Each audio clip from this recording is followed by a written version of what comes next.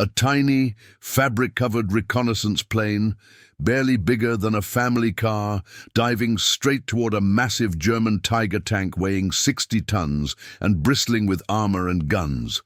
The pilot fires his weapons, pulls up sharply, and escapes as machine gun fire tears through the air behind him. Sounds insane, right? That's because it was. But this wasn't a suicide mission or a desperate last stand. This was the calculated strategy of Major Charles "Bazooka Charlie" Carpenter, a mild-mannered history teacher from Illinois who became one of the most unconventional and effective tank killers of World War II. His fellow pilots thought he'd lost his mind. Military command never officially approved his methods. The Germans called him the Mad Major and shot at him with everything they had. Yet by the war's end, this seemingly reckless teacher-turned-pilot had destroyed more enemy armor than entire tank battalions. Stick with me until the end, because what happened to Bazooka Charlie proves that sometimes the craziest ideas are the ones that change everything. Charles Carpenter was born on August 29, 1912, in the small farming community of Edgington, Illinois. He grew up during the Great Depression, watching his family lose their farm, like so many others across the heartland. The experience shaped him, teaching him resilience and the value of creative problem-solving when conventional solutions failed. Carpenter was a bright student who earned scholarships to Roosevelt Military Academy and later Center College in Kentucky.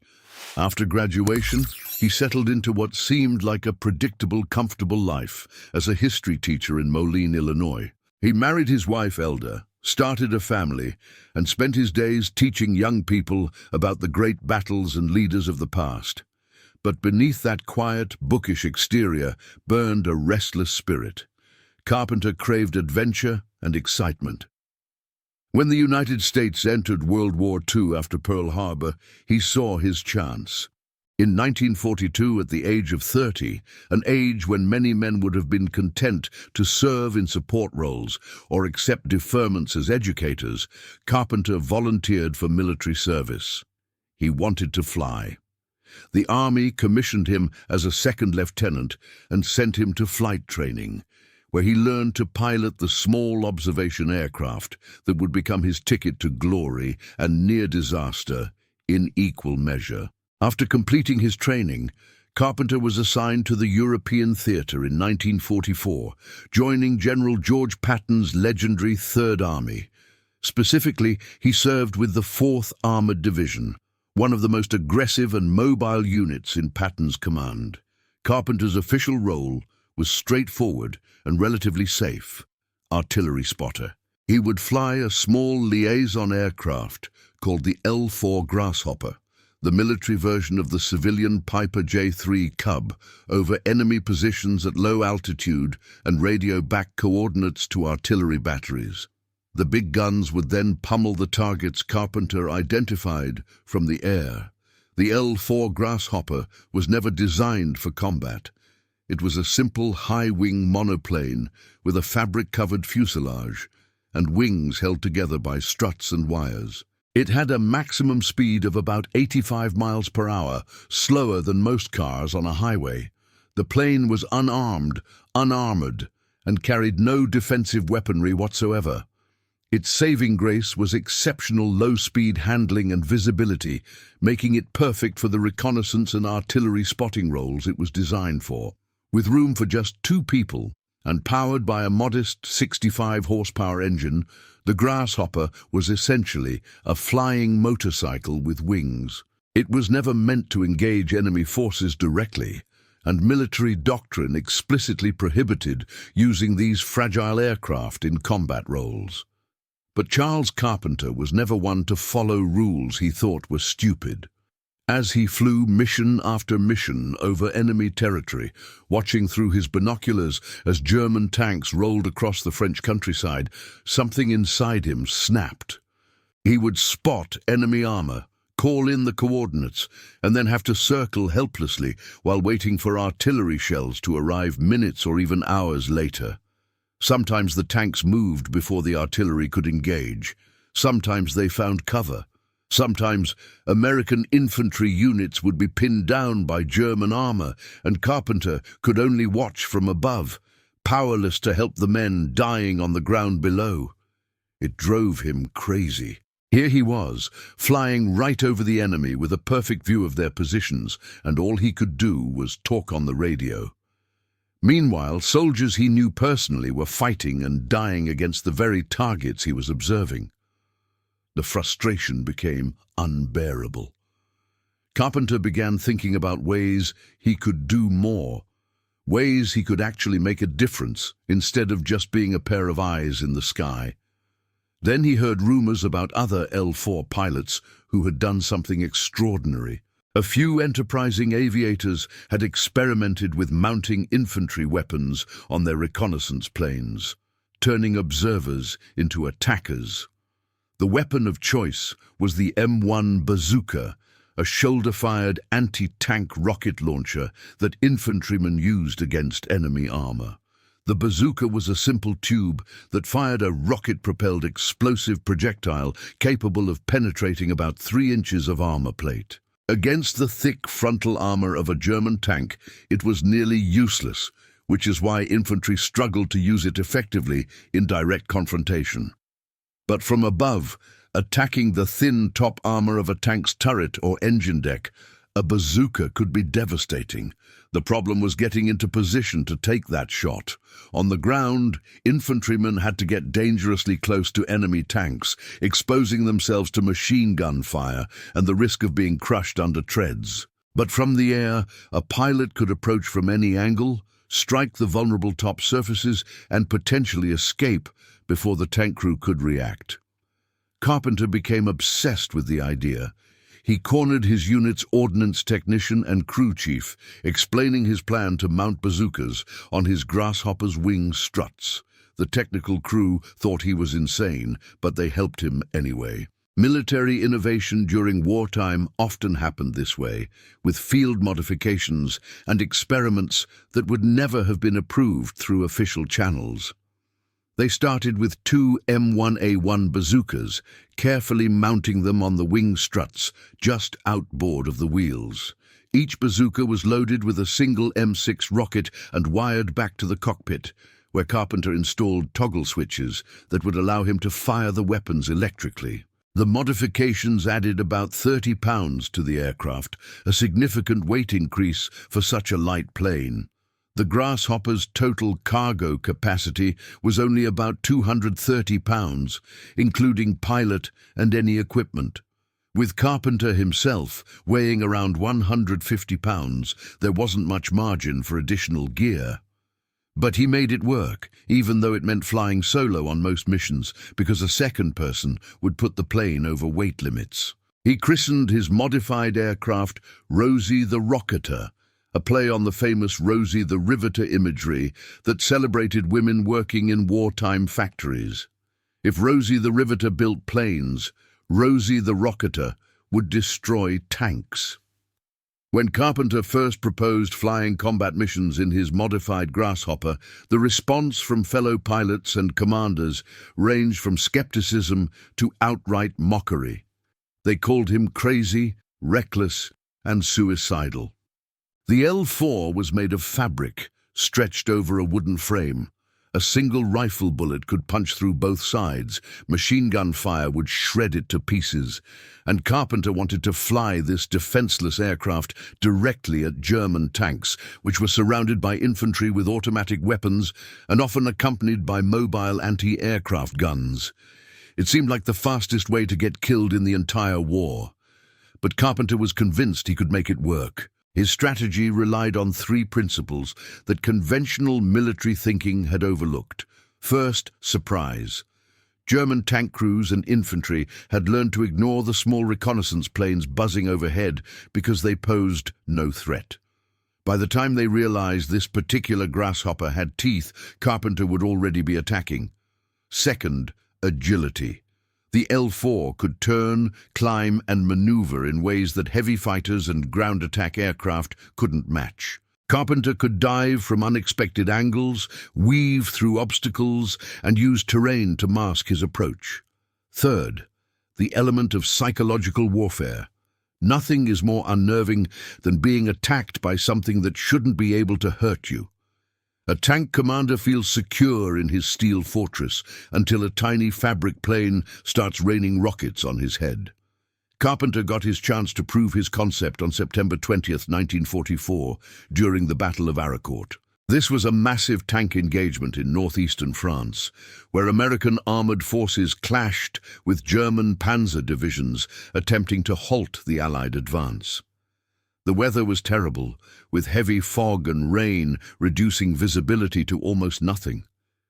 German tanks used the poor conditions to launch surprise attacks, hoping to catch American units off guard and unprepared. Early that morning, Carpenter took off in Rosie the Rocketer on what was supposed to be a routine reconnaissance patrol. Flying just above the fog layer, he spotted movement below, German tanks maneuvering to ambush an American tank destroyer unit that was completely unaware of the approaching threat. Carpenter didn't hesitate. He pushed the stick forward, diving through the fog and rain toward the German armor. As he broke through the clouds, barely 100 feet above the ground, he lined up on the lead vehicle and flipped his switches. The two bazookas fired almost simultaneously, trailing smoke as the rockets streaked toward their targets. His first attack run didn't score any direct hits on the tanks, but it accomplished something equally important. It alerted the American forces below to the threat they were facing. The tank destroyers immediately repositioned and engaged the German armor, turning what would have been a devastating ambush into a fierce but manageable fight. But Carpenter wasn't done. He climbed back into the overcast, circled around and attacked again, this time diving at a much steeper angle and holding his nerve until he was dangerously close before firing. This time his aim was true. One rocket struck a German tank squarely on the top of its turret, penetrating the thin armor and causing an internal explosion. The tank began smoking and stopped moving, its crew bailing out as flames spread. Minutes later, Carpenter scored another hit on a second tank, achieving the same result. By the end of that day, Carpenter had destroyed or disabled 4 German tanks and an armored car, an absolutely remarkable achievement for any pilot, let alone one flying an unarmed reconnaissance plane. News of his exploits spread rapidly through the division. Soldiers started calling him Bazooka Charlie, a nickname that stuck for the rest of his life. But the reaction from higher command was mixed. They were impressed by the results, but deeply concerned about the risk. Carpenter was ordered to stop these unauthorized combat missions immediately. He ignored them. Well, more accurately, he acknowledged the orders and then went right back to doing exactly what he'd been doing. This was the fascinating contradiction at the heart of Charles Carpenter's military service. He was simultaneously a maverick who broke rules constantly, and a highly effective officer whose results spoke for themselves. Military bureaucracy hated what he was doing, but they couldn't argue with the outcomes. German tanks were being destroyed, American lives were being saved, and enemy forces were starting to fear the small observation planes that had previously been beneath their notice. After the initial success with 2 bazookas, Carpenter immediately began planning upgrades. 2 rockets per mission weren't enough. He wanted more firepower, more versatility, more chances to inflict damage on each sortie. Working again with his technical crew, he modified Rosie the Rocketer to carry 6 bazookas, 3 mounted on each wing strut. He also upgraded some of the launchers to the newer M9 model, which could fire the more powerful M6A3 high-explosive anti-tank rounds. Now each mission gave him 6 shots instead of 2, dramatically increasing his effectiveness. The Germans quickly learned to fear and hate the small planes with rockets under their wings. Initially, they had standing orders not to waste ammunition shooting at unarmed reconnaissance aircraft because it gave away their positions for no tactical benefit. But once Carpenter and a handful of other pilots started mounting weapons on their grasshoppers, that calculation changed completely. German units were ordered to shoot at any light aircraft on sight with whatever weapons were available. Carpenter himself told a reporter from Stars and Stripes that every time he showed up now, the Germans shot at him with everything they had, including rifles, machine guns, and even pistols. They never used to bother with Cubs, he explained, but the bazookas must be really bothering them. The increased enemy fire made Carpenter's missions exponentially more dangerous, but it didn't slow him down. He developed tactics specifically designed to minimize his exposure while maximizing his effectiveness. He would approach targets at low altitude, often using hills, buildings, or trees to mask his approach until the last possible moment. Then he would pop up, identify his target in a split second, dive at a steep angle to build speed and accuracy, fire his rockets from about 300 feet above the ground, and immediately pull into a hard climbing turn to gain altitude and distance from return fire.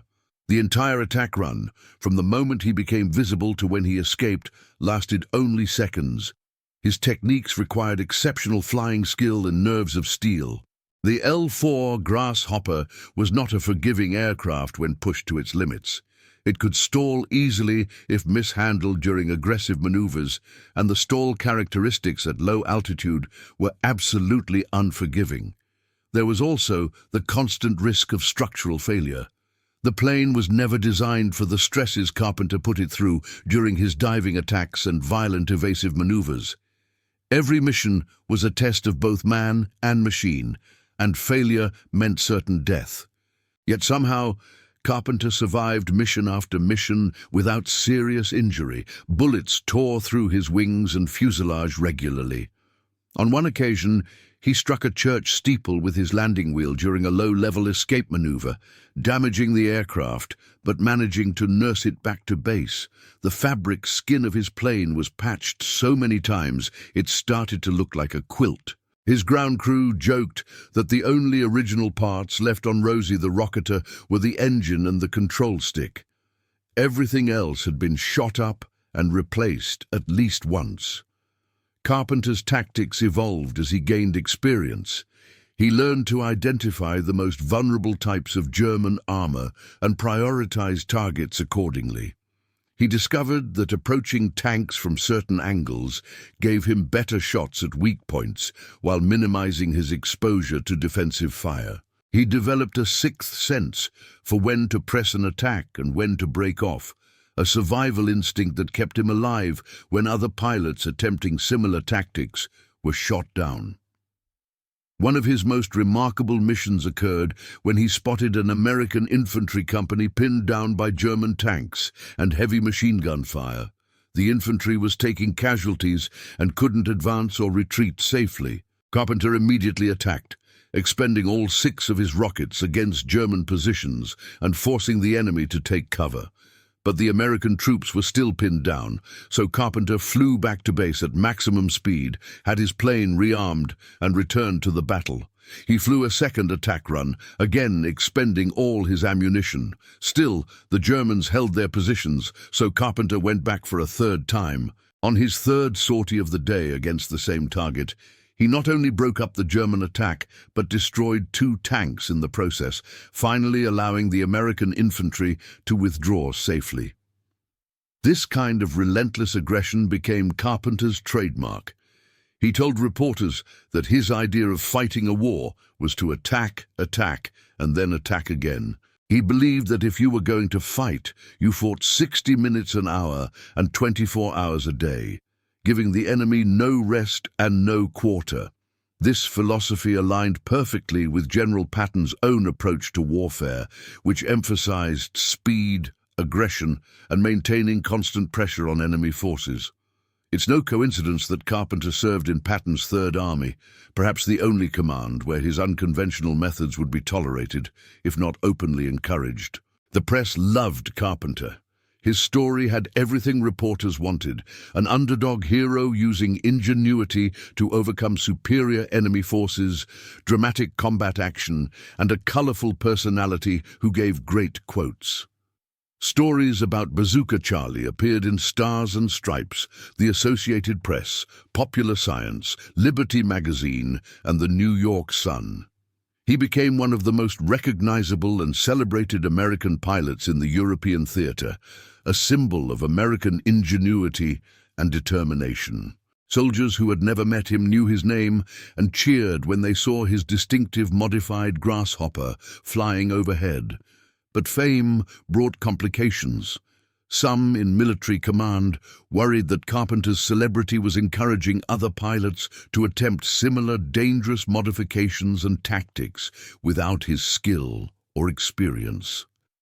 There was genuine concern that young, inexperienced pilots would get themselves killed trying to emulate Bazooka Charlie. These fears weren't entirely unfounded. A few other pilots did attempt to mount weapons on their observation planes, with mixed results. Some were successful, while others crashed or were shot down. The military never officially approved or standardized the practice, leaving it in a gray area where individual commanders either tolerated or prohibited it based on their own judgment. By the end of the war, official records credited Carpenter with destroying 6 German tanks, making him officially a tank ace. This was an extraordinary achievement for any soldier, but particularly remarkable for someone flying an unarmed observation plane with improvised weapons. However, many witnesses and fellow soldiers believed his actual kill count was much higher. Estimates from people who served with him put the number at 14 or more tanks destroyed or disabled, plus numerous armored cars, trucks, and other vehicles. The discrepancy came from the difficulty of confirming kills in the chaos of combat. Often Carpenter would attack, see a tank stop moving or start smoking, and then have to flee immediately to avoid being shot down himself. Whether the tank was truly destroyed or just temporarily disabled couldn't always be verified. What's undeniable is the psychological impact Carpenter had on German forces. Enemy soldiers came to fear the small scout planes that might be carrying rockets. German tank commanders became more cautious, more defensive, less willing to advance boldly when they knew Bazooka Charlie or someone like him might be circling overhead. This psychological warfare effect, impossible to quantify but very real, was in some ways as valuable as the tanks he actually destroyed. Fear is a weapon that affects entire units, not just individual vehicles. Carpenter's fellow soldiers adored him. Infantry units who had been saved by his attacks spoke of him with genuine reverence. Tank crews appreciated having someone watching over them from above who could actually do something besides talk on the radio.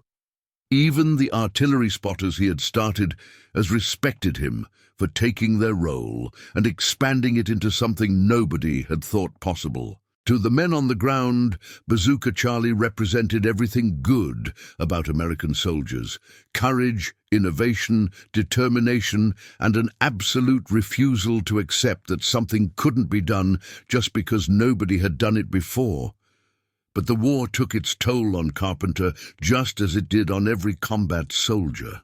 Flying dozens of missions in hostile airspace, being shot at constantly, watching friends die, and living with the constant stress of knowing each mission might be his last, all left their marks. In letters home to his wife, Carpenter wrote about taking chances but being blessed with marvelous luck. He downplayed the danger, not wanting to worry his family. But between the lines, you could sense the strain. The man who returned home would not be the same man who had left, a truth shared by millions of veterans. In 1945, as the war in Europe wound down, Carpenter began experiencing severe health problems. He became seriously ill and was eventually diagnosed with Hodgkin's disease, a cancer of the lymphatic system. Doctors gave him just 2 years to live. He received an honorable discharge from the Army in 1946 and returned to civilian life, unsure how much time he had left. Rather than retreating from life or wallowing in bitterness, Carpenter did something remarkable. He went back to teaching history at Urbana High School in Illinois. Imagine being one of his students, sitting in a high school classroom in the late 1940s or 1950s, listening to this mild-mannered teacher discuss the great battles of World War II. How many of those students knew they were learning history from a man who had made it? How many realized their seemingly ordinary teacher had destroyed German tanks from a tiny fabric plane and been featured in newspapers across the country? Carpenter didn't talk about his exploits. He didn't seek glory or attention. He simply returned to the work he loved, teaching young people about history while quietly living with the knowledge that history had briefly made room for him among its heroes. Against all odds, Carpenter defied his diagnosis and lived for 20 more years, finally passing away in 1966 at the age of 53. That he survived so long after being given 2 years to live was perhaps his greatest victory, a final display of the stubborn determination that had defined his entire life. He was buried with military honors, mourned by family, friends, and former students who were only then learning about the incredible things their history teacher had done during the war. For decades, Carpenter's story faded into obscurity. The L-4 Grasshopper he had flown, Rosie the Rocketer, was left behind in Europe as surplus equipment at war's end. With its unique history unknown, an Austrian pilot purchased it, repainted it yellow, and used it as a civilian aircraft.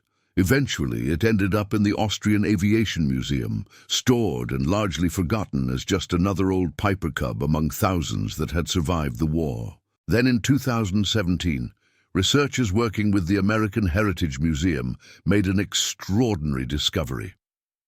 Through careful examination of serial numbers and records, they identified one particular L4 in the Austrian Museum as serial number 4330426.